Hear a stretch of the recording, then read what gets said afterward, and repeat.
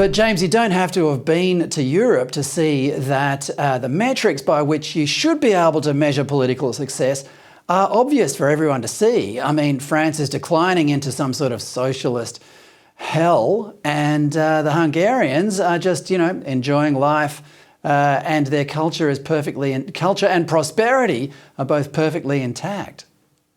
Yes, I mean, we have to be fair. Hungary is a poor country because it had all those years as a communist dictatorship. But what a lot of people here in Australia won't admit is that in Europe, the conservative political parties that are winning have basically Trump-like agendas to limit immigration, to fight the culture wars. So you see right-of-center government in Sweden, of all places. Obviously, in Italy, because Giorgia Meloni, I think she's the most popular, domestically popular leader in Europe. Finland's going that way.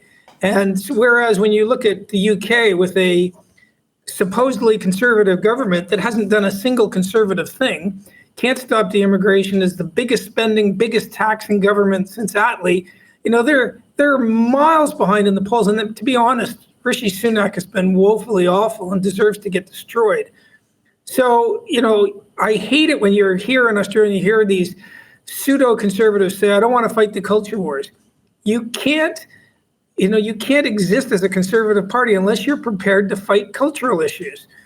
You can't just have some sort of economic manifesto or agenda if your regular citizens don't understand about risk-taking and they don't understand about delayed gratification, and they don't. You need a healthy culture to have a healthy economy. And so we actually have to be having battles. Let's get to the culture wars in a minute. And I know it's something that you're passionate about. And we are here at ADH TV too, because not enough people are talking about it. But just as one little aside, was it a relief to come back to Australia? Because, the rest of the world is degenerating. There's a lot of political and social unrest around the world. Australia is kind of shielded from it, although, our own government is doing its best to catch up to the other degenerating cultures around the world. But was it a relief to come home to Australia?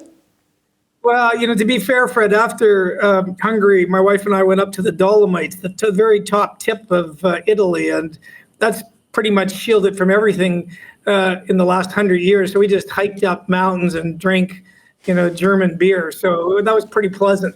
But you come back to Australia and we've got this horrible anti-free speech bill. We've got a government that's overseen, 4 or 5% drop in productivity. I mean, I come from a family of economists.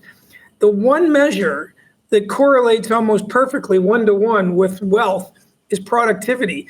Our productivity in this country is cratering. And Labor's making it worse. They're putting the unions in. They want to put the unions in where the contractors are. They're paying out so much money in disability. There's no incentive to work. And